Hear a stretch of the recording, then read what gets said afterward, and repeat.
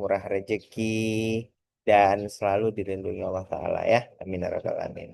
Jadi hari ini sesuai dengan topik kita pastinya kita akan apa namanya kita akan sedikit sharing terkait dengan luka bakar di mana kita ketahui bahwa pasien dengan luka bakar itu eh, membutuhkan salah satunya layanan khusus ya dari kita semua.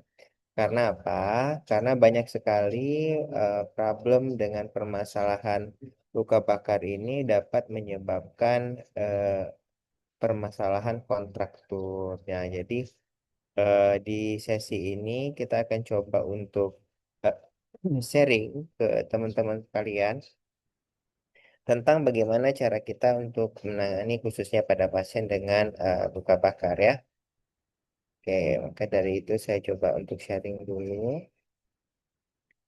Nah, jadi seperti biasa ya, ini adalah kegiatan sharing kita sehingga kegiatan pada kesempatan hari ini adalah sharing yang membahas ya terkait tentang bagaimana tata laksanaan dan ini hanya edukasi dan tidak mengubah salah satunya diagnosa teman-teman sekalian dalam kegiatan apa ya melakukan perawatan khususnya pada materi yang dibahas ya. Oke, nah jadi hari ini luka bakar ya teman-teman. Nah, seperti kita ketahui pada eh, data global ya, seperti World Health Organization atau WHO, memperkirakan bahwa 11 juta orang menderita luka bakar. Nah, biasanya nih eh, biar pada kasus-kasus yang kondisinya di tempat saya ya. Kebetulan tempat saya itu Bapak Ibu kalau seandainya Bapak Ibu mau gali sumur ya dia lebih dari 3 meter keluarnya bukan air tapi minyak gitu tuh. Makanya sebenarnya di tempat saya tuh tuan takur banyak minyaknya. Jadi biasanya memang beberapa atau yang berhubungan dengan permasalahan seperti sosial ya, dagang ya, dagang-dagang yang butuh pakai minyak atau pakai gas gitu teman-teman ya, atau bahkan rumah yang menjual barang-barang yang mudah terbakar misalnya kayak gitu. Nah, itu biasanya kerap sekali kaitannya dengan luka bakar. Atau yang paling sering adalah ras terkuat kita, ibu-ibu, teman-teman sekalian, yang selalu terkadang sering terjadi luka bakar sehingga dia harus kita lindungi ya, teman-teman. Tapi masalahnya pada luka bakar ini banyak problem komplikasinya adalah kontraktur gitu tuh. Nah, kondisi kontraktur ini yang biasanya akan menimbulkan banyak sekali stigma di lingkungan kita yang menyebabkan banyak orang tidak mampu melakukan aktivitas bahkan malu melakukan aktivitas gitu ya. Nah, sehingga em, kondisi ini yang biasanya setelah kalau dia lakukan perawatan itu butuh rehabilitasi yang benar-benar baik. Di samping itu juga ada kondisi di mana luka tersebut terjadi infeksi karena kita ketahui pada saat ketemu pasien dengan luka bakar eh, kondisinya itu ada yang terpapar dengan benda asing misalnya entah bekas bajunya yang kebakar atau rumah puing-puing rumah yang terbakar ya yang bisa menyebabkan terjadi proses infeksi dan ini menjadi salah satu manajemen yang paling penting dalam tata laksanaan perawatan luka untuk bisa mencegah agar tidak terjadi bioburden bakterinya itu banyak jadi di permukaan luka sehingga butuh manajemen salah satunya ada biofilm secara baik dari kita semua ya.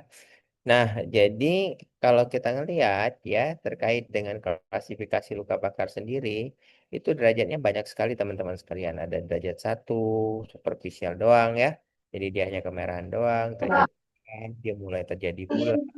Derajat 3, terkadang bulan dan adanya selap. Kemudian derajat derajat 4 yaitu mengenai otot dan tulang yang dimana derajat-derajat ini tergantung daripada kedalaman luka bakar atau seberapa lama orang terpapar dari luka bakar tersebut gitu ya.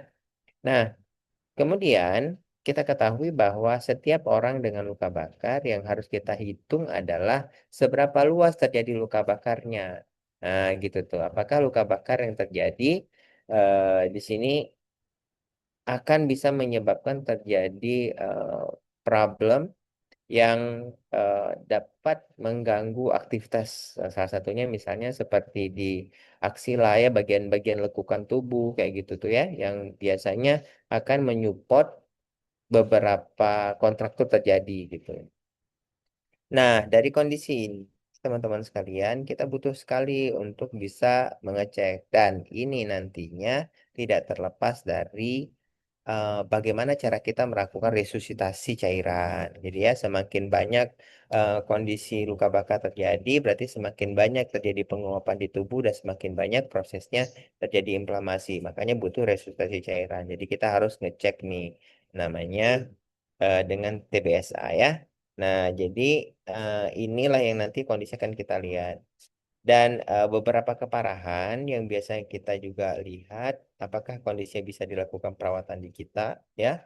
Salah satunya di sini tuh kita bisa lihat kalau dia kondisinya pada orang dewasa kurang dari 15%, itu masih bisa kita lakukan perawatan tanpa ada permasalahan di eh, tanda-tanda vital ya.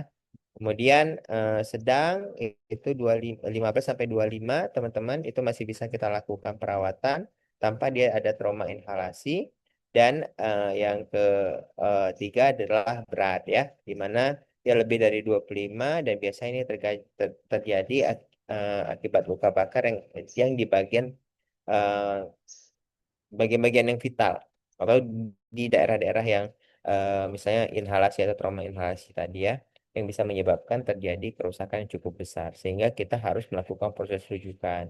Nah, jadi yang buka praktek mandiri ringan dan sedang itu boleh dilakukan teman-teman dalam proses perawatan luka. Sedangkan lebih daripada ini harus dirujuk sehingga teman-teman yang buka praktek mandiri jangan lupa untuk kerjasama dengan tenaga kesehatan yang lain salah satunya adalah rumah sakit. Nah, jadi komplikasi yang paling berat biasanya itu setelah rehab. Jadi pada saat perawatan biasanya luka bakar tuh bagus, baik. Tapi jika tidak dilakukan proses evaluasi secara benar, maka eh, kondisi terjadi kerusakan. Biasanya ini pada area-area yang mungkin cukup luas ya teman-teman. Jadi lebih dari 60% itu biasanya akan menyebabkan terjadinya proses maturasi yang butuh lumayan agak lama. Sehingga memancing adanya permasalahan proses daripada si em, epitelisasi untuk bisa menyatu gitu untuk bisa dia matur gitu ya sehingga ketika dalam proses matur misalnya dalam 2 sampai 3 tahun tadi prosesnya itu ada bagian-bagian mungkin yang sering dilakukan proses pergerakan atau bahkan ada posisi yang kita lakukan tidak benar yang bisa menyebabkan terjadinya kontraktur gitu teman-teman contoh misalnya melakukan bendit atau pendek di tangan, disatuin misalnya kayak gitu, tiba-tiba dia bisa jadi lengket. Atau kondisinya dia ada bagian lekukan yang kita tidak melepaskan bagian lekukan tersebut, dia akan menjadi kontraktur. Nah, area-area tersebut itu terjadi karena apa? Karena ini sebenarnya, ini proses remodeling tadi yang saya bilang. Jadi pada saat proses dia sudah terjadi maturasi, ada area yang tidak kita berikan posisi secara normal, itu yang akan membuat proses fascia tadi itu menjadi kaku dan dia akan membentuk struktur sesuai dengan apa yang kita kasih gitu teman-teman sekalian. Di mana sintesa kolagen pada saat dia terjadi yang namanya remodeling atau revitalisasi ya, dia akan membentuk sistem daripada matrik yang saling berkaitan dengan satu dengan yang lain gitu tuh. Nah, di mana kolagen ini ketika kondisinya matur, dia tidak terjadi apa namanya proses ikatan yang bagus atau dia tidak terjadi apa namanya di dilakukan latihan pada area-area yang kemungkinan besar dia terjadi kontraktur, maka proses maturasi ini akan matur dan banyak pasien-pasien yang akan terjadi yang namanya kontraktur teman-teman sekalian. Nah, biasanya ini di area-area yang tadi saya sudah bilang leher, ketiak, ya, siku, sendi. Nah, sehingga proses epitelisasinya yang menyebabkan terjadi kecacatan. Nah, ini yang kondisinya jangan sampai terjadi ya. pada saat teman-teman melakukan proses perawatan. Sehingga kegiatan ini butuh banyak sekali proses perawatan dengan baik. Bahkan ada beberapa kondisi pasien-pasien yang sering terjadi, itu terjadi kontraktur nih, kayak gini nih, teman-teman. Ini dia, coba lihat. Ya, area-area yang biasanya sering terjadi kontraktur itu bisa tangan. Yang penting daerah-daerah yang terjadi adanya lipatan lah, gitu. Nah, jadi bagaimana cara kita untuk bisa mencegah agar tidak terjadi proses kontraktur ini? Yaitu menjaga bagian-bagian yang ada di bagian struktur anatomi yang berlekuk di tubuh ini, itu harus kita jaga. Jadi kalau misalnya ini salah satu treatmentnya ya. Jadi pasien-pasien yang kondisinya dia mulai terjadi eh, kekakuan pada tangan, nah ini kita menggunakan palek agar si tangan tadi itu bisa balik lurus lagi dan mampu kita lakukan rehabilitasi secara balik sehingga dia bisa menulis, dia kondisinya bisa pegang gayung kayak gitu ya untuk perawatannya. Nah, jadi di sesi yang kita diskusikan sebelumnya, jadi ada luka bakar akibat air panas 4 hari. Kemudian terapi cairan sudah bagus ya dan perawatan luka di RS dikasihnya bioplasenton dan gauze. Luka bakar ini derajat 2 superficial dan deep partial thickness. Artinya dia ada derajat 2 dan derajat eh, 2 dan 2A gitu ya. Di kondisinya bisa terjadi. Makanya bisa kita lihat nih teman-teman, ada sudah terjadi nekrosis atau SLAF. Nah, kasus-kasus seperti ini kita harus lakuin apa? Kalau dia ada bula, berarti bulanya dikeluarkan dulu ya. Kemudian jangan dikupas. Terus bagian-bagian yang kondisinya terjadi nekrosis, jangan dikupas pentingnya. Kalau ada bula dikeluarin aja cairannya. Kalau seandainya dia nekrosis, jangan dikupas, biarin aja. Nah, sifat penanganan kita dengan metode autolisis Debedeman itu adalah salah satu bentuk untuk bisa menurunkan inflamasi secepat mungkin. Dengan cara apa? Dengan cara pemberian beberapa topika terapi yang memberikan efek moisture gitu tuh. Di mana efek moisture itu yang nanti akan memberikan dampak dingin yang di mana dingin itu akan menurunkan inflamasi yang terjadi pada kondisi pasien khususnya pada luka bakar. Gitu ya. Nah, jadi tekniknya gimana? Kita lakuin autolisis. Tetap ya, autolisis. Modelnya tetap autolisis. Nah, kemudian setelah kita autolisis, teman-teman sekalian kita tutup. Dia prosesnya kurang lebih 3 hari ya. Kita mm, buka lagi.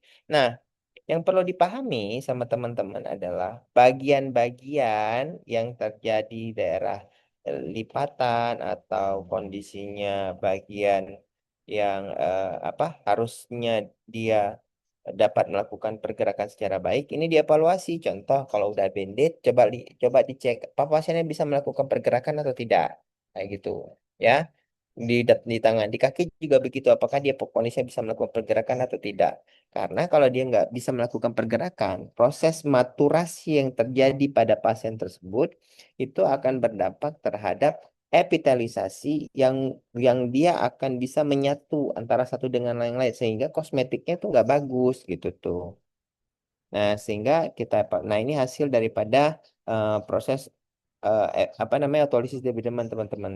Jadi pada saat terjadi autolisis development, dia akan menyupport proses yang dikenal dengan epitelisasi tadi berjalan sambil kita evaluasi dengan bandaging yang benar.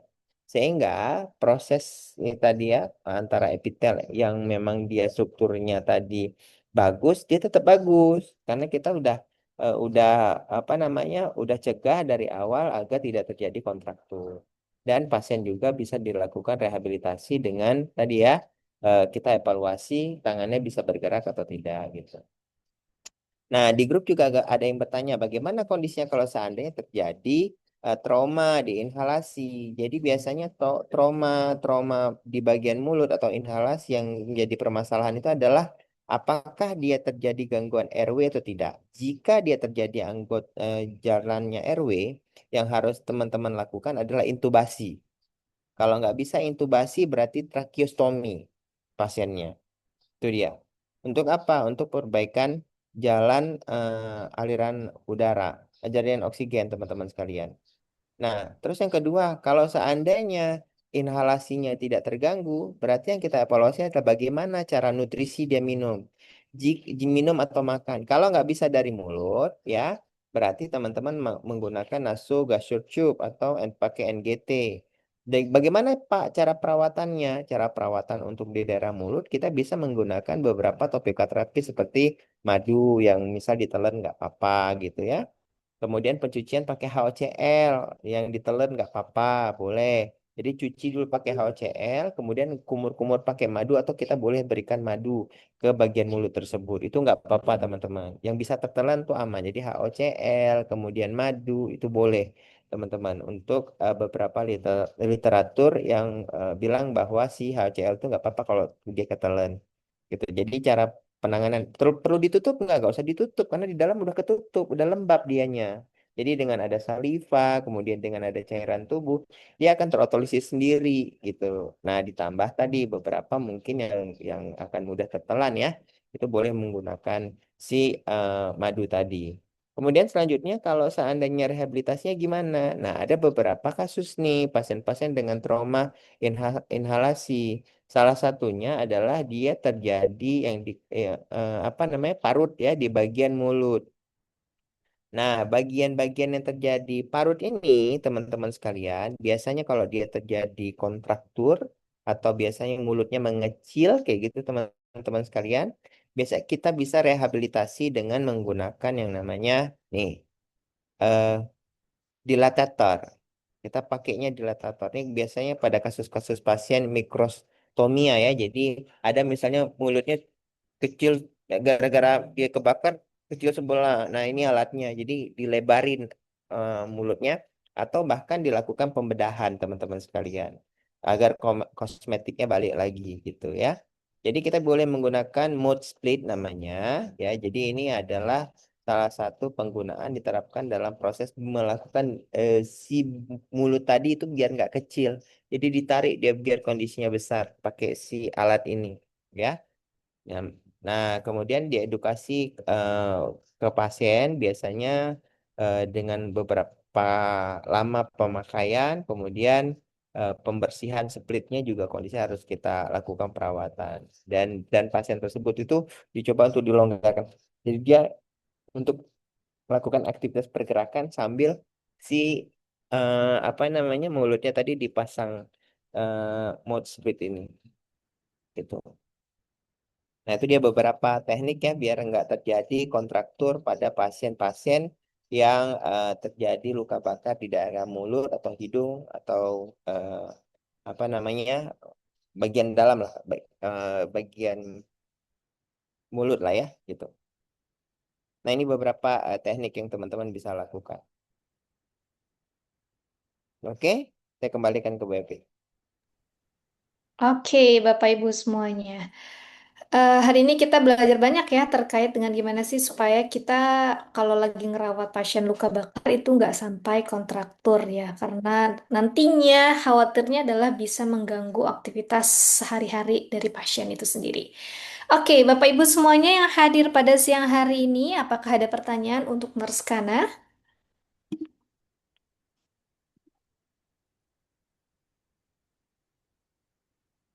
Pertanyaan dari Pak Rohmat ya terkait dengan tata laksana luka bakar di dalam mulut. Nah, mungkin tadi Mungkin bisa diulang sedikit ya. lagi tuh, Nurse Kana. Mm. Ya, oke. Jadi kalau di dalam mulut seperti tadi saya sudah jelaskan ya. Jadi salah satunya adalah lihat. Kalau dia ada trauma inhalasi, itu berarti teman-teman diharuskan untuk membebaskan dulu jalan aliran udaranya. Misalnya pakai tracheostomi atau intubasi. Jika intubasi nggak bisa, tracheostomi yang dilakukan. Itu paling penting dulu. Karena kalau misalnya luka bakarnya kita ituin dulu, otomatis orang pasti akan meninggal dunia karena nggak masuk oksigen. Itu satu.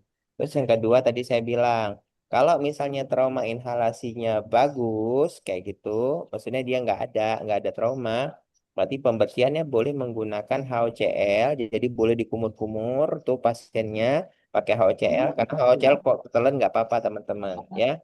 Tapi jangan HOCl yang di apa namanya yang di baunya Backlin ya. Kalau AOCL yang dihirup baunya backlin tuh nggak rekomendasi ya untuk teman-teman apakah kalau bisa ketelan atau enggak ya itu dia. Terus yang kedua adalah boleh menggunakan madu, teman-teman menggunakan madu, dikasih madu isiannya. Terus yang selanjutnya tadi ya saya bilang kalau terjadi kontak tuh rehabnya gimana? Ada alat tadi ya yang dipasang namanya mouth plate itu tujuannya untuk membuka si mulut tadi biar dia nggak ngecil, nggak ngeciut. Jadi dipasang di mulut begini deh untuk membuka si bagian mulut tadi. Mungkin begitu ya Pak Rohmat seperti tadi gambar yang udah saya sharein juga. Thank you. Biasanya kita tuh kalau adanya Oke. Bapak Ibu yang lainnya mungkin mau ada pertanyaan secara langsung kepada Nurse Kana nih mumpung ada kesempatan boleh raise hand. Ada yang mau bertanya langsung kepada Nurse Kana?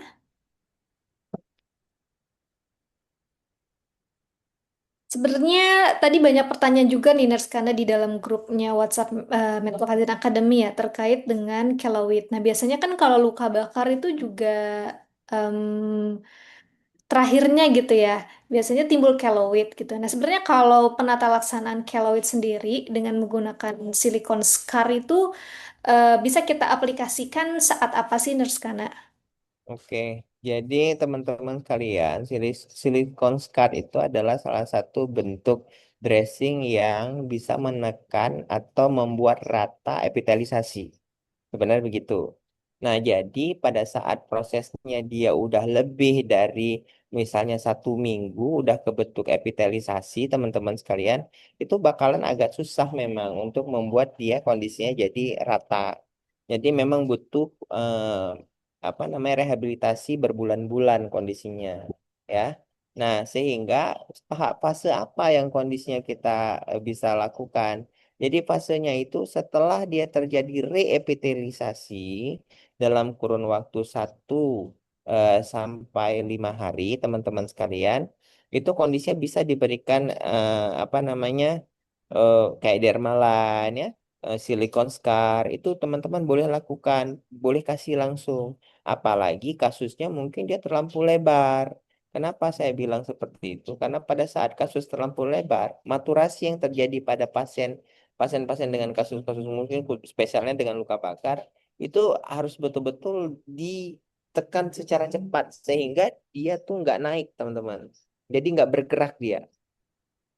Jadi langsung dikasih kayak gitu tuh. Setelah dia 1 sampai 5 hari lah proses revitalisasi. Tapi kalau udah 2 minggu kayak gitu, ya biasanya kita butuh ada beberapa apa namanya tuh beberapa treatment. Biasanya bisa suntik Kenacort kayak gitu. Kita suntik dulu pakai Kenacort, baru dipakaikan si apa namanya silikon scar itu, ya.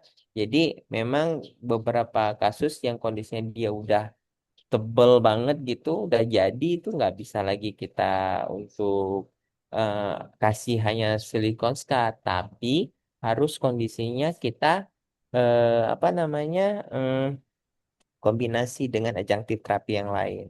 Jadi bisa